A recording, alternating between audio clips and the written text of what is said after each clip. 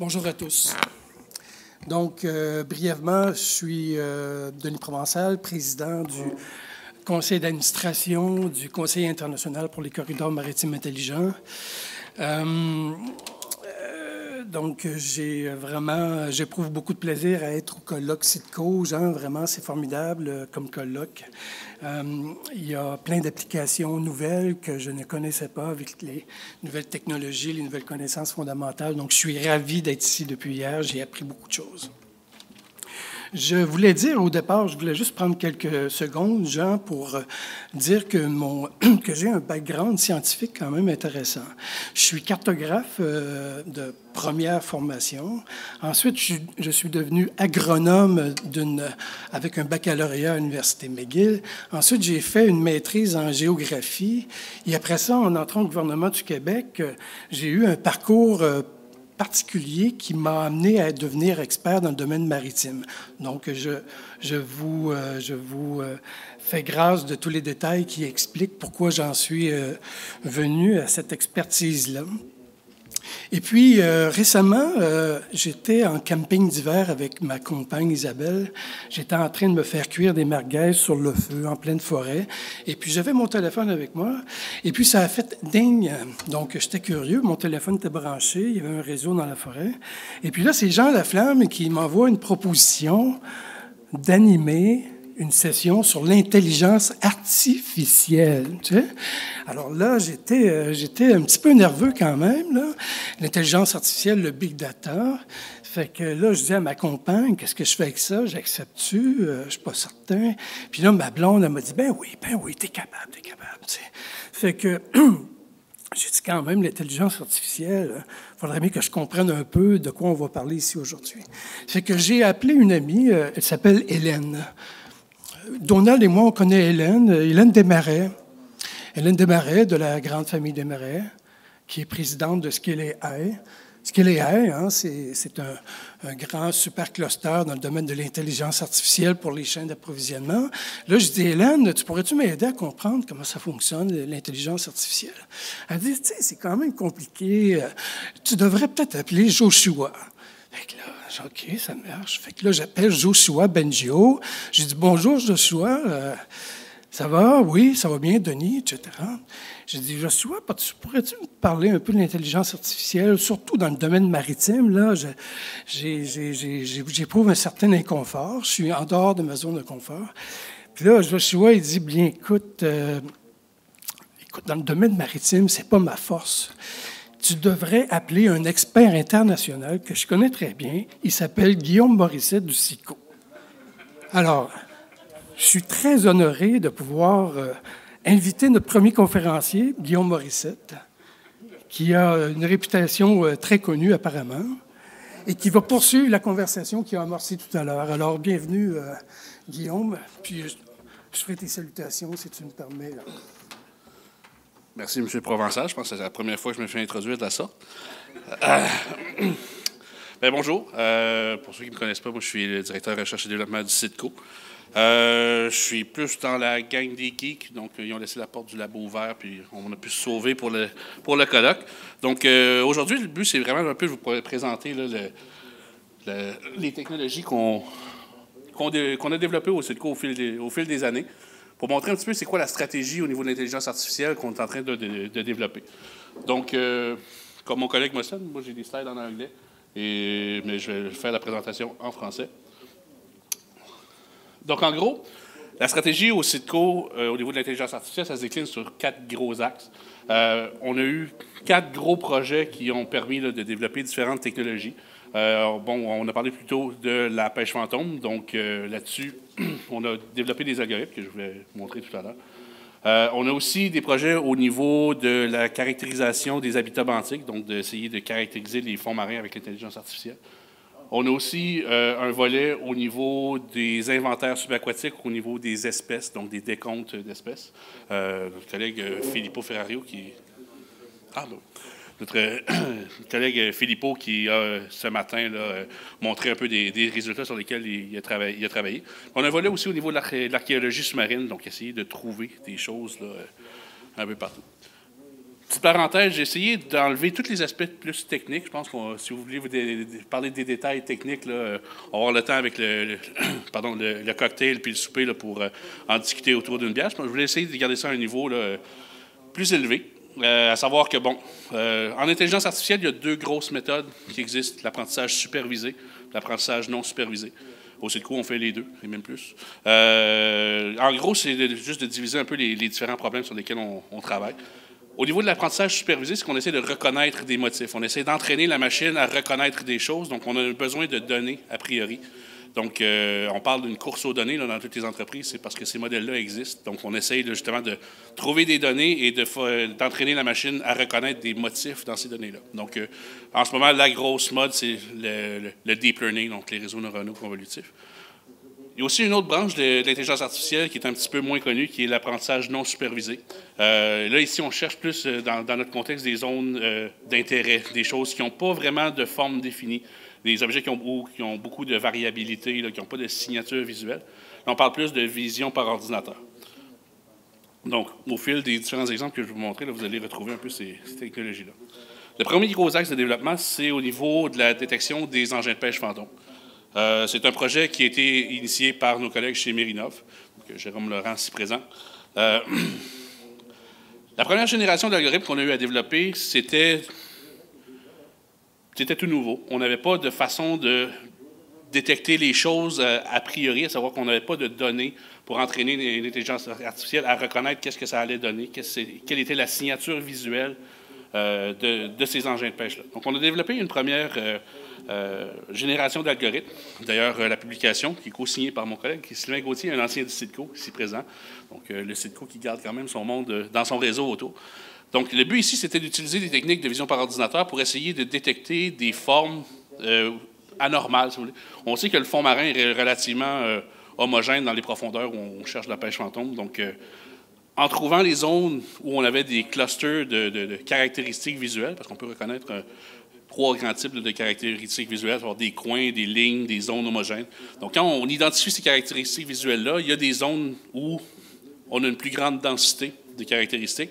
Et en identifiant ces zones-là, ça corrèle directement avec les zones où on retrouve des objets. Donc, vous avez un exemple ici, vous avez appelons ça, le terme pas scientifique, là, c'est un moton. Donc, vous avez vraiment un moton de corde avec un casier de crabe. Donc, vous avez le casier de crabe et sa corde. Donc, on voit que l'algorithme identifie bien le casier et sa corde comme deux objets là, quand même très distincts. Donc, la première génération, nous autres, c'est vraiment d'imiter la façon dont les humains détectent les objets, à savoir en regroupant des groupes de caractéristiques visuelles. Ça a ses limites parce qu'on s'entend que c'est quand même assez barbare comme méthode. La deuxième génération qu'on a développée, à la lueur des expériences qu'on a faites où on a acquis des données d'imagerie sous-marine pour être capable d'aller chercher des signatures visuelles de à quoi ressemble un casier de crabe sur une image acoustique. On a pu utiliser les images qu'on a été chercher. On a été chercher aussi des partenaires, donc Marc-Olivier, le président du CERMIM, qui a partagé ses données avec nous pour justement bonifier la base de données d'entraînement pour améliorer les modèles.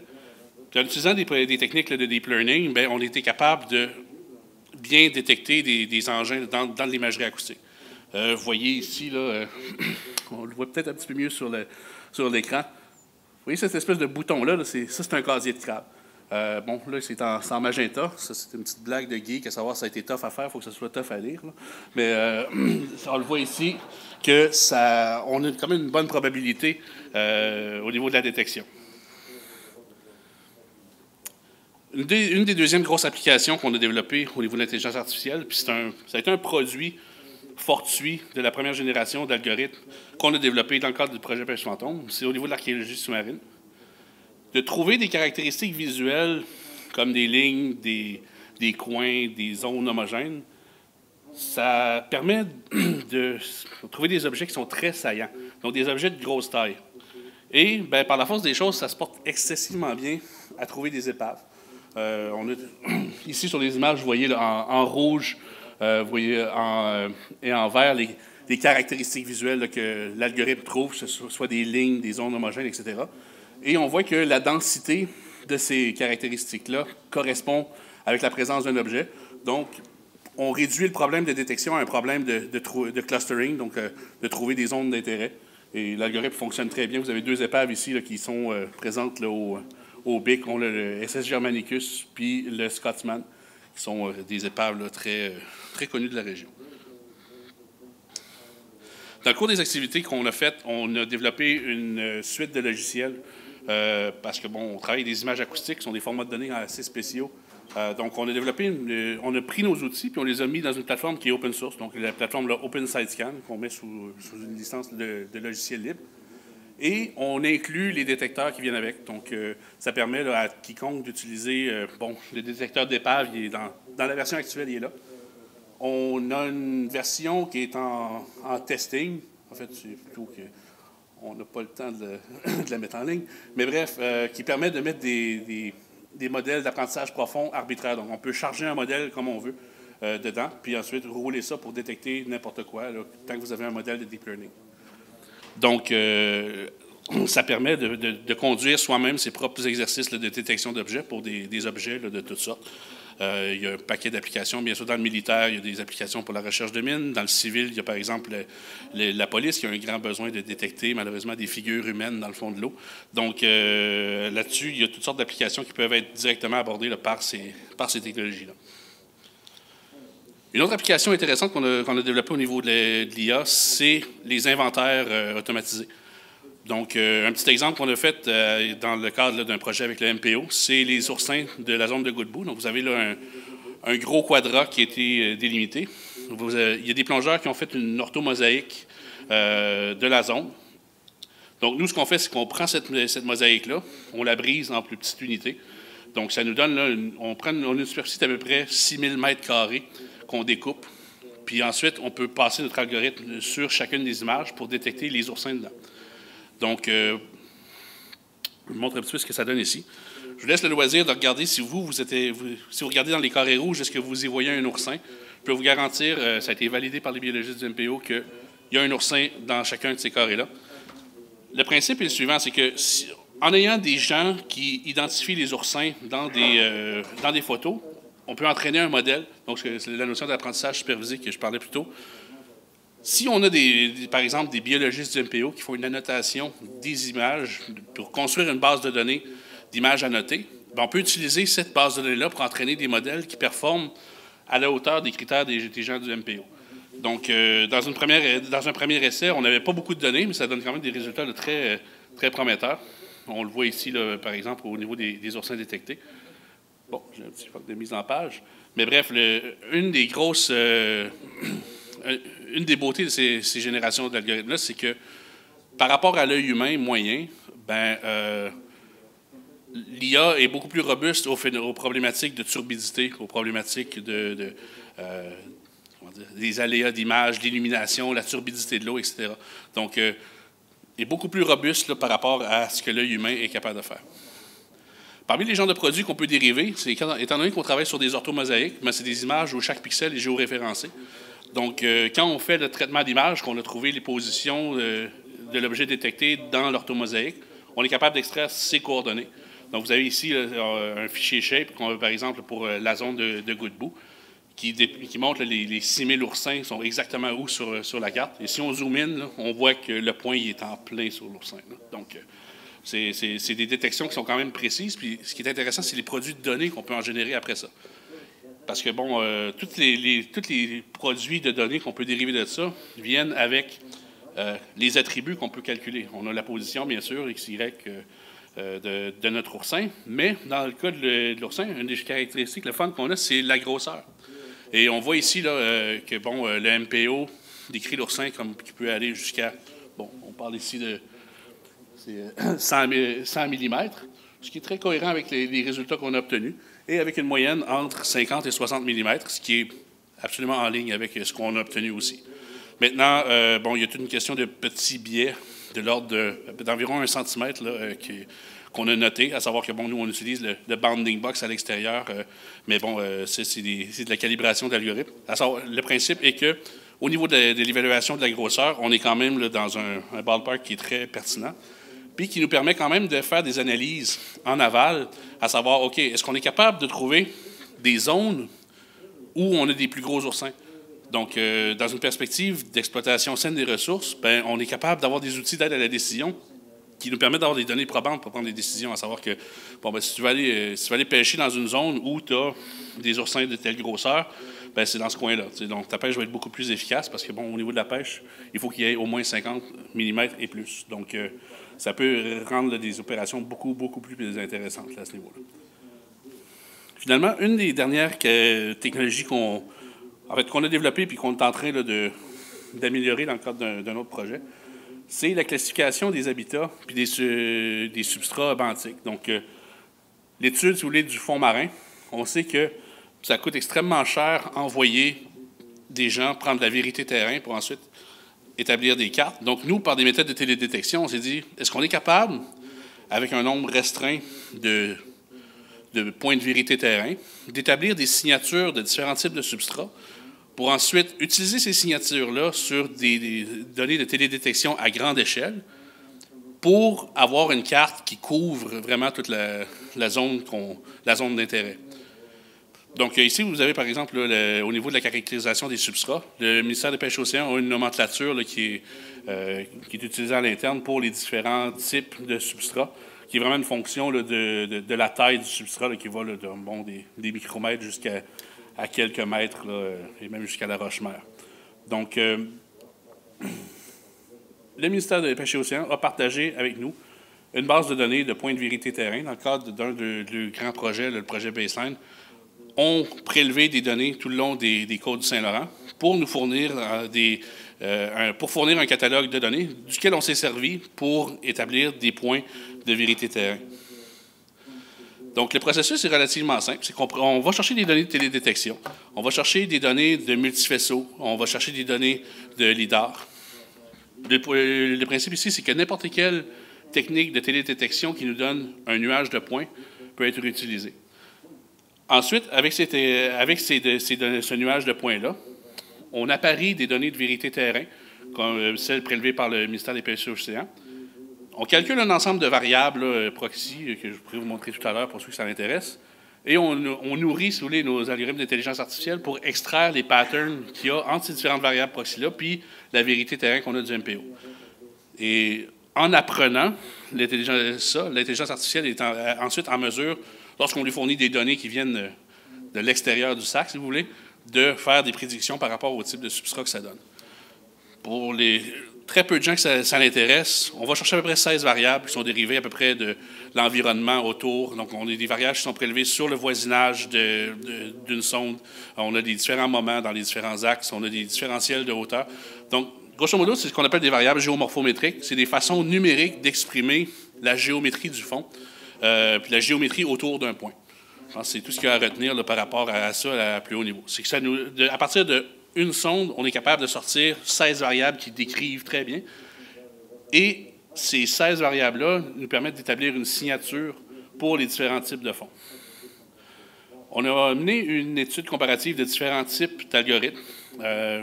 Pour ceux qui s'intéressent, on pourra en discuter plus tard. Mais bref, avec les données qu'on a du MPO, on a été capable d'établir une précision de l'ordre de 90 % et plus par rapport à ce qu'un humain pourrait faire. Donc, on dit dans le domaine qu'un humain moyen performe à peu près à 70 %. Ici, l'algorithme, lui, il performe à peu près à 90 %. Dans le cas des meilleurs algorithmes, vous voyez qu'il y en a certains qui sont un petit peu plus boiteux. Le nerf de la guerre, voici ce que ça donne. Ça, par exemple, c'est une carte de baie des Anglais sur la côte nord, au Canada, bien sûr. Donc, vous voyez ici qu'on retrouve toutes sortes de formations géologiques quand même intéressantes. On voit très bien là, les grands bancs de sédiments ici. On voit très bien les champs de gravier qui sont dans des zones un petit peu plus profondes. On voit les grands champs de sable, les grands plateaux. On voit aussi les grandes formations de roche-mère ici, qui sont proches des côtes. Donc, ces cartes d'habitat-là sont très parlantes par rapport à c'est quoi la réalité sur le terrain. Puis en termes de parlant, j'en ai une que j'aime bien ici. Ça, c'est à Franklin. Donc, on voit ici une formation géologique qui est un éboulement. On voit à la droite de l'écran, on voit les grandes falaises de roche-mère, mais surtout ici, on voit vraiment les deux demi-cercles-là, donc vraiment là, les deux endroits où la coulée de sédiments ont tombé. On voit très bien le gravier qui s'est accumulé en bas en gris, donc les plus grosses particules qui ont tombé en bas de la pente, et bien sûr le sable qui, lui, demeure un petit peu plus en haut. On voit très bien la corniche là, de plus gros de cobble qui se démarque là, du reste. Donc, ça permet d'aller chercher une dimension de plus au type de fond qui peut ensuite être utilisé dans la caractérisation des habitats. Un autre volet qu'on a développé, c'est le principe de l'apprentissage non supervisé. J'ai parlé plus tôt qu'il y avait deux types d'apprentissage. Il y a l'apprentissage supervisé, où on a de la vérité terrain. Donc, on entraîne l'algorithme à aller chercher des données en fonction de données connues. Par contre, les gros a priori qu'il faut avoir, c'est qu'il faut avoir des données terrain a priori. Quand on n'a pas de vérité terrain, qu'est-ce qu'on peut faire? Bien, c'est là que l'apprentissage non supervisé peut devenir intéressant. On voit ici un peu la comparaison entre les deux. C'est certain que l'apprentissage supervisé nous permet de dire à l'algorithme qu'est-ce que tu veux chercher. Donc, ça permet d'aller chercher une certaine granularité un petit peu plus intéressante, à savoir, bon, bien, la différence entre le sable et le gravier, c'est pertinent pour moi, en guillemets. Ce que l'algorithme non supervisé ne sait pas nécessairement. On voit ici que, dans les deux cas, il reconnaît très bien le fait qu'il existe un grand champ de sable. L'algorithme non supervisé, c'est pas c'est quoi, lui. C'est juste, ça, c'est différent de ceci. Ceci est différent de cela. C'est vraiment comme ça que ça fonctionne, là, avec une nomenclature mathématique un petit peu plus élaborée, mais bref. Sur le fond, ça reste ça pareil. Et on voit ici que, bon, lui, il prend beaucoup plus d'importance entre les différents types de lamination qu'on retrouve dans la grosse couche sédimentaire, mais il reconnaît très bien que, sur le fond, ceci, le sable, est différent de la grosse formation de sédiments qu'on y retrouve. Donc, il y a quand même un certain intérêt ici à laisser la machine figurer, si vous voulez, qu'est-ce qu'il, lui, considère comme étant différent, puis qui nous permet des fois d'avoir des perspectives qui dépassent un petit peu ce qu'on recherche. Donc, le but ici, c'était vraiment pas d'avoir une grosse présentation technique. Je pense que je ne voulais pas voir la lumière s'éteindre dans des yeux. Là. Mais le but ici, c'est plutôt de soulever des discussions, de soulever de l'idéation sur le fait que ce que ça nous prend, c'est des données. Ça prend des infrastructures pour nous fournir ces données-là. Comme j'ai mentionné plus tôt, ce n'est pas juste le fait de dire « oui, cette donnée-là existe ». Vous avez juste à prendre une semaine de votre temps pour contacter la bonne personne au bon endroit et l'obtenir c'est d'avoir des infrastructures de données comme l'OGSL, comme ce que le SHC est en train de faire, par exemple, avec le portail NONA, et qui sont en train de bonifier là, année après année. Mais c'est justement de comprendre l'importance de ces structures de diffusion de données-là pour, justement, la création de produits à valeur ajoutée comme les algorithmes d'intelligence artificielle que nous, on construit au CIDCO, pour lesquels il y a des répercussions en aval pour tout l'ensemble des partenaires. Donc, vos données sont importantes parce que c'est vraiment la matière première de ces algorithmes-là. Donc, je vous remercie de votre temps. S'il y a des questions, gênez-vous pas. Excellent. Maître Morissette. Merci beaucoup. Merci. Après chacune des présentations, il y aura une séance de discussion en mode panel.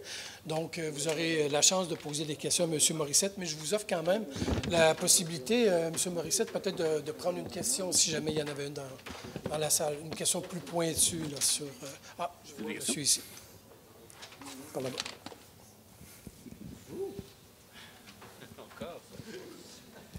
Merci Guillaume pour ta présentation, c'était très intéressant. Et je m'interroge sur combien de points ça prend pour faire des algorithmes de classification supervisés. Ça dépend. C'est la pire des réponses. Ça dépend vraiment c'est quoi qu'on cherche, ça dépend c'est quoi la variabilité de ce qu'on cherche. Par exemple, en créer un algorithme qui reconnaît du sable de la roche-mère, c'est une division assez claire. On n'a pas besoin de beaucoup de points de données.